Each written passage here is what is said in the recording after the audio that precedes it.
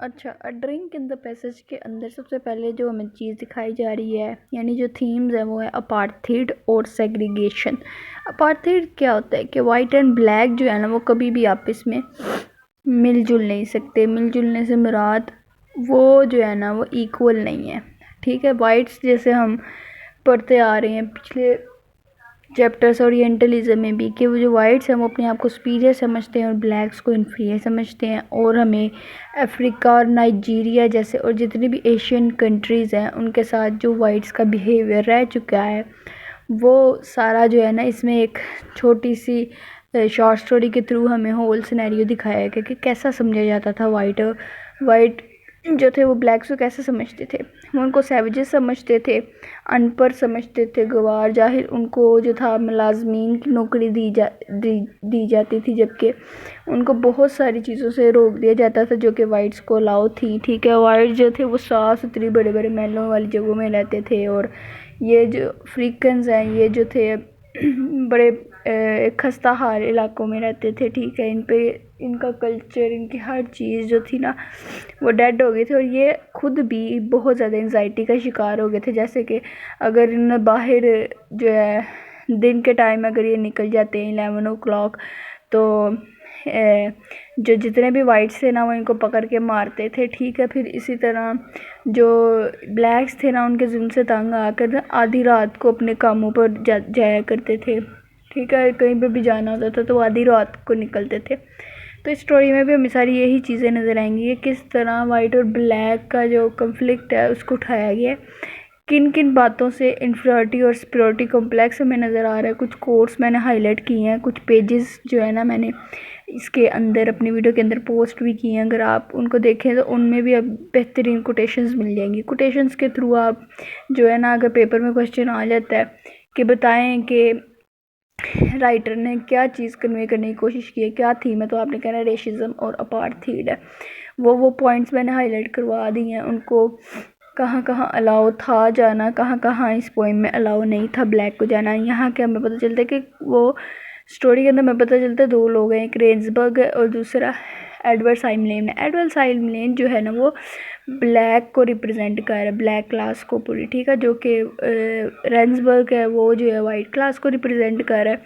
तो दोनों जो हैं आपस में मर्ज होना चाहते हैं, एक दूसरे को टच करना चाहते हैं, एक दूसरे के साथ घुल मिल कर जो है ना अपनी नाइट स्पेंड करना चाहते हैं। जैसे कि वो ड्रिंक कर रहे होते हैं ना पैसेज के अंदर, पैसेज पे बैठ के, ठीक है। तो उसी टाइटल से जो वो थोड़ा सा वक्त एक दूसरे के साथ जो बिताते हैं ना, ठीक है, इस रूल्स के अगेंस्ट जा करके बाई वाइट और ब्लैक जो है वो इन्फीरियर है और सुपीरियर है, इस कॉम्प्लेक्स से अगेंस्ट जाकर वो एक दूसरे को जो है ना अपने साथ बिठाते हैं और ड्रिंक करते हैं आपस में।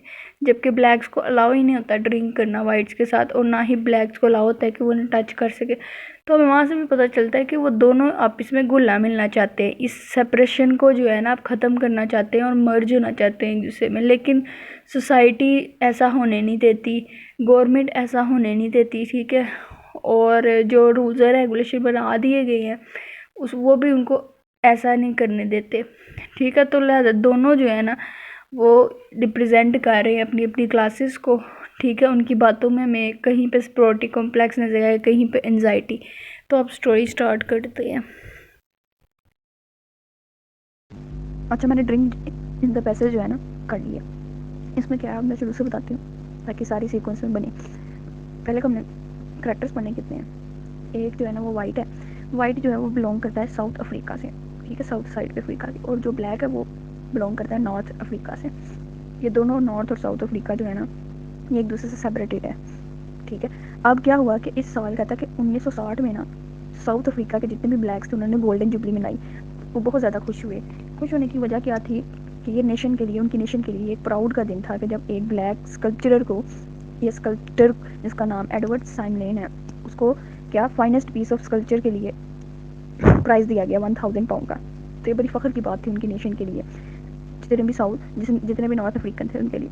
अब जो है वो क्या था स्कल्पचर, उसने जो स्कल्पचर बनाया था वो था African mother and child. African mother बनाई थी, उसके साथ उसका बच्चा बनाया था, ठीक है। कहते हैं कि सिर्फ इस पर लोगों ने तारीफ़ नहीं की बल्कि ये उनकी सोल को, उनके दिल को भी टच हुआ। ओवरऑल कंट्रीज़ के अंदर जो है ना इसको बहुत ज़्यादा एडमायर किया गया।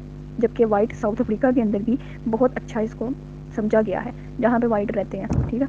तो कहता है कि ये बड़ा एक अच्छा साल रहा जब किसी पहले अफ्रीकन ने अवार्ड लिया पहली मरतबा 1960 में। उसके बाद कहता है कि उस टाइम क्या हुआ, ये अवार्ड कैसे मिला उसको। कहता है कि यहाँ पे एक पॉलिसी थी गवर्नमेंट की तरफ से,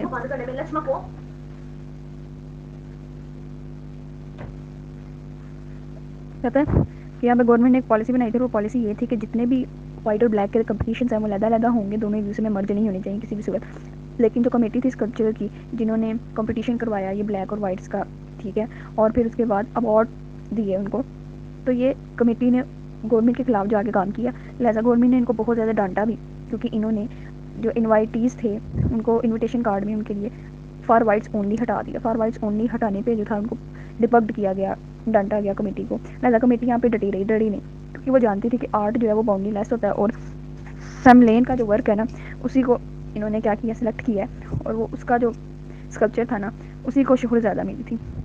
आल दो कमेटी ने बहुत सारी थ्रेट सुनी, अफवाहें सुनी, बहुत सारे जो थे वाइट्स जो थे वो सपोर्ट भी कर रहे थे कि हाँ अब ये रिवर्स मनुवादी ट्रेडिशनल डिस्क्रिमिनेशंस के रूल्स ख़त्म होने चाहिए। कुछ लोग जो बड़े बड़े वाइट्स अपार्टमेंट में रहते थे उन लोगों ने इसको डिनाई किया कि ऐसा नहीं होना चाहिए, अफ्रीकन्स को क्यों दिया है, ठीक है। लिहाजा थ्रेट्स थी, लेकिन थ्रेट्स के बावजूद भी उस कमेटी ने क्या किया, इन्वाइट किया इस कल्चर को, और बगैर किसी से डरे जो था ना उन्होंने ये स्टेप किया। लेकिन क्या हुआ, स्कल्पचर जो था ना यानी कि एडवर्ड साइन लेन वहाँ पे नहीं गया जानबूझ के, क्योंकि उसको पता था। दूसरा वो डरता था, वाइट एंड ब्लैक जहाँ पे भी वाइट एंड ब्लैक इकट्ठे होंगे वहाँ पे पुलिस आ जाएगी, ब्लैक्स पर जुल्म होगा, इसलिए वो इस डर से नहीं जाता। उसको सारे लोग कहते हैं, उसकी माँ बहन, उसके माँ बाप, उसके दोस्त, मजूसी और 16 जो उसके दोस्त होते हैं उनको कहते हैं कि जाओ। तो कहता है मैं स्कल्पचर हूँ, डेमोन्स्ट्रेटर नहीं हूँ, तुम लोग मुझे नाम ज़बरदस्ती करो, मैं नहीं जाना चाहता। तो फिर कहता है अब ये समझो कि फ्लैशबैक हमें दिखा रहा है। कहता है कि मैंने अपनी ज़िंदगी में पहली दफ़ा वाइन पी, क्या खूबसूरत गिलास थे वो, ब्रांडी पी मैंने, ब्रांडी का नाम है कोगनेक। और कहता है ऑरलैंडो के अंदर ना हर इंसान को वो ब्रांडी पीने के लिए एक थ्रॉट ऑफ आयरन डेवलप करना पड़ेगा, क्योंकि वो बहुत तेज़ है ब्रांडी, ठीक है। तो वो यानी कि वो बात ये क्यों कर रहा है कि वो उसने पहली दफ़ा जो ये वाइन पी थी ना, कहता है कि मैंने ये बात सेट नहीं, कहता है कि मैंने पहली दफ़ा ये फॉरनर को बात बताई जिससे वो बात कर रहा है वाइट से। यहाँ पे मतलब वो वाइट भी आ गया और जो ब्लैक है ना वो खुद अब नरेशन करने लगा है, नरेट करने लगा स्टोरी, फ्लैशबैक में दिखा रहा है। कहता है वाइट को मैंने ये बात बताई, ठीक है, और ये जो वाइट के साथ अब मैं जो पी रहा हूँ ना, कहता है कि ये सेकंड टाइम है। उसके बाद क्या होगा, उसके बाद जो वाइट बताता है कि ना यहाँ पे एल्बेस्टर बुक शॉप है ब्रेंडिस स्ट्रीट के अंदर, ठीक है, ये वाइट उसको बता रहा है। तो क्योंकि वो बुक शॉप से बहुत ज़्यादा कनेक्ट है, तुम उसको जानते हो, वो कहता है तुम उसे जानते हो, वो कहता है नहीं, लेकिन जो यहाँ पे जो ब्लैक है ना उसको पता है कि ये जो एल्बेस्टर बुक शॉप है ना इसने एग्जीबिशन में ना अफ्रीकन मदर एंड चाइल्ड को लगाना था। तो उसने रिक्वेस्ट की कि एडवर्ड साइन लेन से कि हम लगा लें, तो एडवर्ड साइन लेन ने कहा हाँ लगा लो। तो उसने बड़ी खूबसूरत विंडो के पास एक वाइट वेलवेट के साथ है ना उस कल्चर को लगाया। और बहुत से लोग जो थे ना उस हेराल्ड रोड की तरफ जाते थे उस कल्चर को देखने, स्टेशन भरा पड़ा होता था, लेकिन मैं नहीं जाता था। कहता कि मैं कभी देखा भी नहीं उसके कॉर्नर में जाके, मैं सिर्फ हल्की हल्की सी झलक देख लेता था कॉर्नर से ही, वहाँ के कॉर्नर से ही। तो कहता लेकिन मैं रात को जब लेट हो जाता था ना तो मैं हुआ था जाके एडवर्ड साइन उस लेन ने कल्चर जिसको देखता था जो बनाया मैंने हुआ बनाया था। उसी विंडो में वो जो पड़ा होता था, और उसको देखकर ना मेरे अंदर फीलिंग्स डेवलप होती थी और मैं थिंकिंग में इन्वॉल्व हो जाता था, सोचने लग जाता था। मैं हर रोज़ तो नहीं देखने आता था, कभी कभी आता था उसको देखने। तो अब कहता है कि मैं एक दिन वहाँ पर ही था उसी हेराल्ड रोड पर, तो ना एक वाइट आया। बेसिकली हेराल्ड जो है ना वो एक स्टेशन है, ठीक है, on my way from the station to the Herald, office है स्टेशन के पास ही, ठीक है, हेराल्ड। तो कहता है कि इस हेराल्ड में वो आदमी एक वाइट आया मेरे पास खड़ा हुआ, उसने मुझसे कहा कि तुम क्या सोचते हो इस मेड के बारे में, तुम यहाँ पे, कहता है वो उसने मुझे बताया कि मैं तो इस जगह हर रोज़ आता हूँ, ठीक है। वो कहता है कि मैं इधर ही रहता हूँ, वाइट कह रहा है मैं इधर ही करीब में रहता हूँ, ठीक है, और मैं हर नाइट जो है ना ये बुक शॉप और ये विंडो देखने आता हूँ जिसमें उस बंदे ने स्कल्पचर लगाया था एग्जीबिशन के लिए। उसके बाद बॉय जो होता है ना वो कहता है तुम लोगों की बरादरी में से ही एक लड़का जिसका नाम एडवर्ड साइन लेन है उसने ना ये स्कल्पचर बनाया, क्या तुम्हें पता है। वो कहता है यस आई नो, मुझे पता है, इट्स नो, क्योंकि वो खुद ही होता है, एडवर्ड साइन लेन ब्लैक खुद ही होता है, लेकिन वाइट को ये बात नहीं पता था। वो उसकी तारीफ़ करता है उसके स्कल्पचर की, कहता है कि इतना खूबसूरत बनाया है। कहता है कि जब भी मैं इस मदर की हेड की तरफ देखता हूँ जो अपने बच्चे को प्यार कर रही है और उसे इस तरह से देख रही है, तो मुझे ऐसा लगता है कि जैसे वो ही उसको महफूज तरीके से रख सकती है, उसकी हिफाजत कर सकती है। कहती है कि वो ये भी जानती है कि कितनी ज़्यादा मुश्किलात हैं बच्चे को पालने में। वो अलबत्ता उसकी तारीफ़ करता है और उससे कहता है कि would you like a drink, क्या तुम ड्रिंक पियोगे दोस्त। वो आगे से कहता है कि नहीं, मैं ड्रिंक जो है ना वो नाइट टाइम ही पीता हूँ, लिहाजा अभी तो मैं ना ट्रेन का इंतज़ार कर रहा हूँ जो कि ऑरलैंडो की तरफ मुझे ले जाए, ऑरलैंडो प्लेस की तरफ ले जाए। तो आगे से वो कहता है कि आपको तो पता है ब्लैक ब्लैक कहता है, दोबारा से कहता है कि हाँ ये हम जो ब्लैक पीपल हैं उनको तो अलाउ ही नहीं है रात के 11 बजे के बाद रात में निकलना अलाउ है, हम दिन में नहीं निकल सकते, अगर हम दिन में निकले तो मैं पुलिस पकड़ लेती है, हमें वाइट जो है वो तंग करते हैं। तो ये सारे प्रॉब्लम इसके साथ है, और वो ये किसको कह रहा है, वाइट को ही कह रहा है। तो वाइट को ऑलरेडी ये बात पता है, तो वो से कहता है कि डरने की कोई बात नहीं है, मेरा फ्लैट जो है ना बिल्कुल करीब नहीं है, तो तुम डरो ना अफ्रीकन। मुझे अफ्रीकन कहता है। उसके बाद कहता है कि जब मैं कहता है my English isn't so wonderful, ये जो है ना we will speak African then. कहता है कि मेरी जो मुझे इंग्लिश इतनी अच्छी नहीं आती। और रेंजबर्ग कहता है कि मेरा जो दूसरा नाम है, रेंजबर्ग जो है ना उसे नाम पूछता है ब्लैक से, तो ब्लैक कहता है कि मेरा नाम जो है ना वो है वकालिसा, वकालिसा VAKALISA, वकालिसा मेरा नाम है, मैं ऑरलैंडो में रहता हूँ। हालांकि वो झूठ बोल रहा है, वो एडवर्ड साइमलेन खुद होता है, लेकिन वो कहता है कि ये नाम मैंने सुना है कहीं, लेकिन मुझे याद नहीं है। बहरहाल वो इस डिस्कशन को छोड़ता है, वो कहता है चलाओ मेरे साथ चलो। तो वो जो है ना उसको फॉलो करता हुआ ब्लैक जो है ना उसके साथ जा रहा होता है। वो साथ साथ उसको कहता है कि वाइट कि तुम्हें पता है मैं क्या चाहता था। वो कहता है क्या चाहते थे, मुझे नहीं पता। तो वो कहता है मैं एक बुक शॉप खरीदना चाहता था, ठीक है, लेकिन मेरे फादर की डेथ हो गई, मैंने स्कूल भी ना, अभी मेरे स्कूल भी नहीं फिनिश हुए थे, तो मेरे फादर की डेथ हो गई और मेरा ख्वाब जो था वो अधूरा रह गया। मैंने बहुत सारी बुक लिखी हुई हैं, बहुत सारी बुक्स मैं लिखता हूँ, लेकिन नहीं जो है ना मेरा ये बैड लक है कि मुझे मौका ही नहीं मिला बुक शॉप अपनी बनाने का, बिल्ड करने का। उसके बाद वो कहता है, वो ब्लैक से पूछता है क्या तुम पढ़े लिखे हो। ब्लैक कहता है हाँ जी मैं पढ़ा हूँ, मैंने लिटरेचर पढ़ा है और मैं BA किया लिटरेचर के अंदर, ठीक है। तो वो जब ये सुनता है कि ये लिटरेचर का स्टूडेंट है तो वो भी बड़ा उसको एडमायर करता है कि दोनों आर्ट्स के स्टूडेंट हैं, दोनों आर्टिस्ट हैं कहीं ना कहीं पे भी। अच्छा उसको एजुकेशन थी उसके पास, तभी वो उसको सबसे ज़्यादा जो था ना वो लाइक कर रहा था कि वो एजुकेटेड पर्सन है। अलबत्ता ये सवाल पूछने वाला तो नहीं था, लेकिन इस सवाल की वजह से भी हमें रेसिज्म शो हो रहा है कि मोस्टली जो है ना ये नॉर्थ अफ्रीकन वो अनएजुकेटेड होते हैं और ज़्यादा एजुकेटेड कौन होते हैं, वाइट। अच्छा ये जो वाइट था ये खुद इसका मतलब राइटर था, ये जेन्युइन राइटर था और एक आर्टिस्ट था जिसने स्कूल में, अभी इसका स्कूल भी फिनिश नहीं हुआ था तो उसने इतनी ज़्यादा किताबें ऑलरेडी लिख ली थी, यानी कितना वो जीनियस है। दोनों आर्टिस्ट हैं, एक जो है वो बुक राइटर है और दूसरा जो है वो स्कल्पचर। तो कहता है कि अब जो है ना हम दोनों जो थे वो एक बिल्डिंग में गए, बिल्डिंग जो थी वो मेजोर का नाम है MAJORCA। मेजोर का मेंशन के अंदर हम जैसे ही दाखिल हुए बड़ी अच्छी खूबसूरत प्लेसेस हमने देखी, हम लॉबी में घुसे, तन्हाई थी। उसके बाद जो है जो ये वाइट है ना ये अंदर एक रूम में गया, वहाँ से जाके ना वाइन की बोतल लेके आया और मुझे ये डर था कि कोई मुझे देख ना ले, अगर किसी ने मुझे देख लिया इस हालत में कि मैं ब्लैक हूँ तो वो मुझे मारेगा। तो मैं बड़ा अनप्रोटेक्टेड सा उसके साथ फील कर रहा था और मैं आना भी नहीं चाह रहा था उसके साथ यहाँ तक, लेकिन वाइट के इसरार करने पर मैं यहाँ पे कहता है आया हूँ। तो कहता है कि मैं ज़्यादातर प्रोटेक्टेड अपने फ्रेंड्स के ज़रिए फील करता हूँ, अगर वो साथ हो ना तो मैं ऐसे स्ट्रेंज जगहों पे भी चला जाता हूँ जहाँ पे अलाउ नहीं होता, लेकिन अब मुझे डर लग रहा था, ठीक है। तो ये जो डर वाला एंग्जाइटी वाला कॉन्सेप्ट है ना ये भी रेसिज्म की तरफ से ही आया कि उन्होंने इतना जुल्म किया उन पर कि उनको हर चीज़ से डर लगने लगा, इवन कि वो स्केप्टिक्स बन चुके हैं कि ये मुझसे सच में काइंडनेस शो कर रहा है या झूठी दिखावा कर रहा है, प्रिटेंशन दिखा रहा है, अपनी प्रिटेंड कर रहा है। कहता है कि अलबत्ता जब मैंने उसकी तरफ देखा तो वो बड़ा ऑनेस्ट काइंड ऑफ पर्सन मुझे लगा कि वो हसद नहीं करता, वो अनसेल्फिश है, ठीक है, वो सेल्फिश भी नहीं है। तो वो आगे से मुझे कहता है you were lucky, he said, white ने कहा, कहता है कि लिटरेचर दैट्स व्हाई आई, कहता है अब वाइट जो है वो उसको क्या कहता है कि तुम लकी हो क्योंकि तुम लिटरेचर के स्टूडेंट हो, ठीक है, और तुम लिटरेचर के स्टूडेंट हो, मैं यही चाहता था ऐसे ही कोई इंसान मुझे मिले तो तुम मिल गए, यू आर लकी। उसके बाद कहता है कि अब जो है ना लॉबी में जाके ना बैठ गया, लॉबी में बैठा नहीं, अभी अपने रूम की तरफ उसने जाना है जिधर उन्होंने बैठना सिटिंग करनी है। अब वो वहाँ आपस में दोनों जा रहे हैं और वो क्या कह रहे हैं, अब यहाँ पे डिस्क्रिप्शन दे रहा है प्लेस की। कहता है कि इतना साफ़ सुथरा वो फर्श था कॉरिडोर की साइड पे, ठीक है, जहाँ से हम दोनों गुजरे, ठीक है, कॉरिडोर में इतनी सफाई, फ्रेश एयर थी, यानी ये अल्फाज अपने आप में रेसिज्म है। जिधर वो रहता है ऑरलैंडो के अंदर वो ऐसा इलाका, इसका मतलब नहीं है वो गरीब लोग हैं, जितने भी जो है नॉर्थ अफ्रीकन्स जो हैं, ब्लैक्स जो हैं गरीब लोग हैं। तो कहता है कि लेकिन फिर भी मुझे डर था कि कोई एक वहाँ से कोई इम्पर्सनल डोर से ना खोल के दरवाज़ा मुझे देखे और मुझे मारे ना। मुझे ये डर ऑल टाइम एंजाइटी में मैं रहता था, क्योंकि हमें पता है ना कि हम जो ब्लैक्स हैं ना वो सबसे ज़्यादा ज़मीन के करीब होते हैं, हम आसमान पे उड़ते ही नहीं हैं। उसकी रीज़न क्या है, ये लफ्ज़ ऐसे क्यों बोलता है, वो कहता है कि हम आसमान पे इतना नहीं उड़ते कि हम भूल ही जाएँ कि हम कौन, हम ज़मीन पर ही रहते हैं। तो एक तरह से वो इसी चीज़ को रेसिज्म कॉन्सेप्ट में आई है ये भी चीज़। उसके बाद वो कह रहा है कि after a minute come back to the door, फिर वो डोर से वापस आता है दरवाज़ा खोल के और वाइन लेके आता है, रेड वाइन। इसलिए रेड वाइन जो वो 2 ग्लास रेड वाइन के लाया है ना, उसका मकसद ये है कि ये टाइटल को शो कर रहा है, a drink in the passage, यानी कॉरिडोर के अंदर वो दोनों ड्रिंकिंग कर रहे हैं, और यही जो टाइटल हमें दिखा रहा है स्टोरी के अंदर भी यही चीज़ है। अब वो वाइन लेके आया लेकिन ब्रांडी नहीं थी और स्टोरी कह रहा है कि मेरे पास ब्रांडी नहीं है, वाइन है, वाइन से गुजारा करते हैं। अब वो कहता है कि कुछ असूल और भी थे, जैसा कि अल्कोहल जो है वो अकेला वाइट को अलाउ था कि वो पी सकता है, ब्लैक को अलाउ नहीं था, लेकिन यहाँ पे वो इस रूल को भी ब्रेक कर रहे थे दोनों मिलके। जब उसे वाइट को कोई इससे रूल से प्रॉब्लम नहीं है तो ब्लैक को क्या होगी, लेकिन जो ब्लैक वो डर रहा था स्टिल इस बात से कि किसी ने हमें ये ला तोड़ते हुए देख लिया तो वो हमारा क्या हाल करेगा। ठीक है, वो डर डर रहा था और एंग्री भी हो रहा था इस वाइट मैन से कि ये मुझे छोड़ क्यों नहीं रहा, मैं घर जाना चाहता हूँ। कहता है ब्लैक मैन सोचता है कि मेरी माँ जो है ना वो हमेशा कहा करती थी कि जो एंटी वाइट होते हैं ना, इनकी तरह एंटी वाइट से जब मैं बूढ़े लहजे में बात करता था, यानी कि जब भी मैं अपने जैसे ब्लैक के साथ बूढ़े अंदाज में बात करता था तो मेरी माँ मुझे कहती थी कि तुम वाइट ना बनो, तुम उन जैसे ना बनो, तुम जो हो ना तुम वही रहो। तो बचपन से उसको ये सिखाया गया था वाइट जो है वो बड़े बदतमीज़ होते हैं, ठीक है, वो टायरेंट होते हैं, बुरा भला कहना, उनकी बुराइयाँ तमाम इवेंट्स वाइट में हैं। तो दोनों जो है उनमें हमें सेपरेशन भी दिखाई जा रही है उनकी थिंकिंग में भी। उसके बाद जो है ना ये दोनों जाते हैं और आई लाइक टू मीट जाके टेबल पे बैठ जाते हैं। वहाँ पे ना एक बूढ़ी औरत आती है कॉरिडोर में।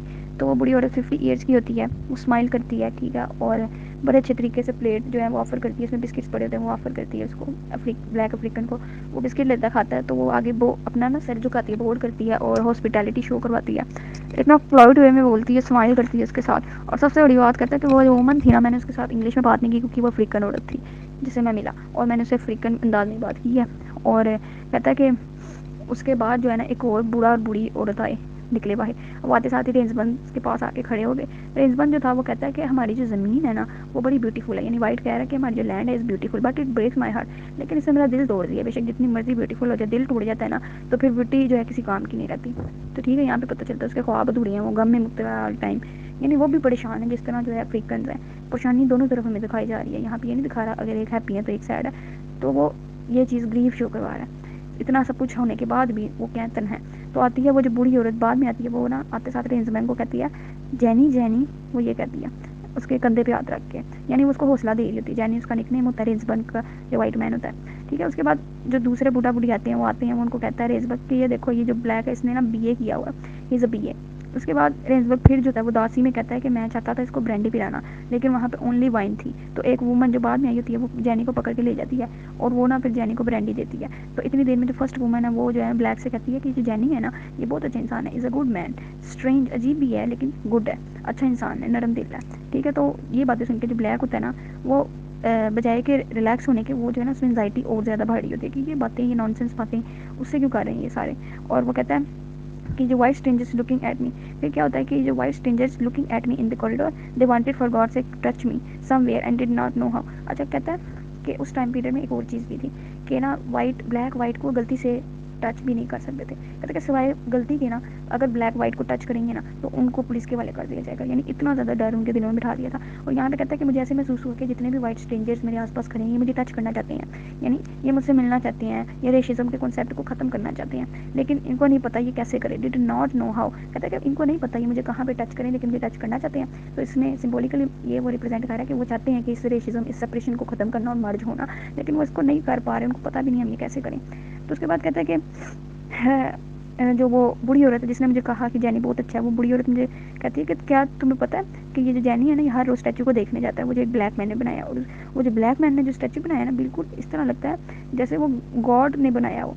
जब मैं उसको देखती हूँ ना तो मुझे गॉड याद आता है। ठीक है, तो मैं उस ब्लैक मैन से मिलना चाहती हूँ और वो जैनी जो है ना वो भी चाहता है, वो ट्रूली उससे मिलना चाहता है। और ये मेरे अल्फाज नहीं है जितने भी मैंने बोले हैं, कहता है ये जैनी कहता है he says only God could make something beautiful therefore God must be in the man who made it, कि भाई गॉड ही ऐसा कुछ बना सकता है जैसा उस आदमी के अंदर खुदा है तो उसने ऐसा बनाया है इस कल्चर को। तो वो ये सारे अल्फाज कहते हैं मेरे जर्नी के हैं। कांट यू सी, कहता है कि क्या तुमने नहीं देखे वो ब्लैक वूमन और ब्लैक चाइल्ड। कहता है मैंने देखी हैं, मुझे पता है। अच्छा, वो ये नहीं बताता कि मैंने ही बनाई है। तो फिर वो जो बूढ़ी हो जाता है वो कहती है he is a good boy, jenny is a good boy, यानी वो उसको बार बार क्या कह रही है कि वो एक अच्छा इंसान है, वो तुम्हें ना नुकसान नहीं पहुँचाएगा, लेकिन फिर भी ये जो है ये क्या चाहता है, ये जो है ना जाना चाहता है। इतनी देर में रेंजबर्ग ब्रांडी लेके आ जाते हैं, वो अंकल भी आ जाते हैं जो ओल्ड होते हैं और साथ साथ अनदर वूमन भी आ जाती है। फिर वो जो है ना ब्रांडी शेयर करते हैं। कहता है आते साथ ही कहता है कि ये देखो ये जो ब्रांडी है ना ये फ्रेंच से आई है, इसका टेस्ट देखो कितना आला टेस्ट है। जब मेरे अंकल बीमार हुए तो डॉक्टर ने कहा था कि आप ब्रांडी पिए, तो मेरे अंकल डॉक्टर के पास गए तो डॉक्टर ने कहा सबसे बेस्ट ब्रांडी है ये जो फ्रेंच से आई है ये ब्रांडी। कहता है कि उस टाइम जो है ना black I wanted to get the hell out of this place looking at it and sight was a cognate. कहता है कि जब मैंने देखा कि वाइन भी आ गई, हर चीज़ आ गई, लेकिन मैं फिर भी वहाँ से जाना चाहता था, मैं नहीं चाहता था वहाँ पर ज़रा भी रुकना, क्योंकि वो डर रहा था, जिसकी एग्जाइटी है कि वो डर को ख़त्म ही नहीं कर पा रहा जो उसके अंदर क्रिएट कर दिया, उसके ब्रेन में जो एंजाइटी क्रिएट कर दी है। कहता है अभी ब्रांडी आई है तो कहता है आई मस्ट गो, मैं जा रहा हूँ, मुझे ट्रेन पकड़नी है। तो आगे से वो वाइट है वो कहता है मैं तुम्हें स्टेशन तक ले जाऊँगा, डोंट वरी अबाउट दैट। उसके बाद उसने ना उसके ग्लास में ना ड्रिंक डाली, अंकल के भी ग्लास में डाली और इन तीनों ने ना ड्रिंक पी। लेकिन जो है ओल्ड मैन जो था ना उसने लेकिन ना फिर क्या हुआ, इसने क्या किया कि ये दोबारा अपने ना ये सिल्ली लिखी में कहता है कि मैं ना इस जगह से जाना चाहता हूँ, I wanted to get the hell out of there, मैं यहाँ से वापस जाना चाहता हूँ, मतलब घर जाना चाहता हूँ। तो वो जल्दी जल्दी में वाइन ख़त्म करता है, ठीक है, और वाइन ख़त्म करके फ़ौरन उठ जाता है, कहता है कि I am going to catch a train. तो वो फिर जो है ना वाइट वो भी फ़ौरन जल्दी से ख़त्म करता है अपनी वाइन और उसको साथ लेके ना गाड़ी में बिठा के उसको स्टेशन की तरफ लेके जाता है। वहाँ स्टेशन पर जाके जो है ना जो जा रहे होते हैं तो ना ये एक दूसरे से बात करते हैं। वो कहता है कि तुम इतना जल्दी में क्यों, मैंने तुम्हें कहा तो था कि मैं तुम्हें छोड़ आऊँगा, ठीक है, कि I will take you station. तो कहता है किधर गया, तो आगे से क्या कहता है, हाँ तो ये वाइट देखो क्या कह रहा है, कहता है कि मैं तुम्हें कहा तो था मैं तुम्हें स्टेशन छोड़ आऊँगा, ठीक है, कहता है कि मैं तुम्हें घर भी ले जाता अगर तुम्हारे ऑरलैंडो के अंदर रात के वक्त, लेकिन मैं तुम्हारे ऑरलैंडो के अंदर रात के वक्त डरता हूँ। यानी वो क्या रिप्रेजेंट कर रहा है कि जितने भी ब्लैक्स का जो कंट्री है ना वो सैवेजर्स का कंट्री है, अगर ये वहाँ जाएगा तो वो भी इसके साथ वैसे ही सलूक करेंगे जैसा ये उनके साथ करते हैं। उसके बाद कहता है कि मैं बड़ा तब ज़रा रिलैक्स हुआ जब उसने ये बात की, मुझे नहीं पता उसका क्या मकसद था इस बात से, हम सैवेजर्स हैं, हम ये हैं वो हैं, बट मैंने उसे पूछा भी नहीं ना उसने इस बात को रिपीट किया। फिर क्या कहता है कि मुझे ऐसा महसूस हुआ कि वो ना मुझे टच करना चाहता है। तो हर जगह ये जो टच का मकसद है ना वो ये करना चाहता है कि वो अपनी जो है मार्जिन लाइन को क्रॉस करके एम्ब्रेस करना चाहता है, एक दूसरे से मर्ज होना चाहते हैं, एक दूसरे के नेशंस में, एक दूसरे के हर्ट में, एक दूसरे के रिलीजन में, ट्रेडिशंस में वो अपने आप को मर्ज करना चाहते हैं ब्लैक्स के साथ। लेकिन चूँकि गवर्नमेंट की पॉलिसीज़, ठीक है, और बड़े बड़े वाइट्स जो हैं उनकी वजह से ये कुछ भी नहीं कर पा रहे, ना ही वो टच कर पा रहे हैं एक दूसरे को, ठीक है, और ना ही वो एक दूसरे के साथ मुकम्मल एक दूसरे का साथ देना चाह रहे हैं, यानी कि ना उसको घर तक छोड़ के आ रहे हैं, ठीक है। वो कह रहे हैं कि मुझे डर लगता है, ये जहाँ उसके प्लेस में गया है तो ये कहता है कि मुझे वहाँ पे डर लगता है। दोनों एक दूसरे की प्लेसेस से भी डर रहे हैं, जबकि दोनों इंसान एक दूसरे के लिए कितने अच्छे हैं, वो एक दूसरे को हर्ट नहीं करते, ठीक है। तो यहाँ पे एक और चीज़ है कि जब ब्लैक सिर्फ गलती से वाइट को टच कर सकता है, अदरवाइज वो टच नहीं कर सकता, यानी इतना स्ट्रिक्ट रूल है। तो इसलिए हमें एट द एंड भी पता चलता है उन दोनों में से किसी ने एक दूसरे को टच नहीं किया, सिर्फ उन्होंने एक दूसरे को थैंक यू कहा, ठीक है, और एक दूसरे की हॉस्पिटैलिटी का शुक्रिया अदा किया, और उसके बाद वो जो दोनों थे ना वो अपने अपने घर चले गए। लिहाजा कहता है कि मुझे वाइट जो था कन्फ्यूजन में लग रहा था, ठीक है, कुछ कहना चाह रहा था लेकिन वो कह नहीं पा रहा था, ऐसा लग रहा था बर्डनाइज्ड हुआ है। लेकिन हम लोगों ने एट द एंड एक दूसरे को सल्यूट किया और हम दोनों जो थे ना अपने अपने रास्ते आ गए। मैंने कहा था कि मैंने ऑरलैंडो आके सारी स्टोरी जो है ना अपनी बीवी को बताई और वो रोने लग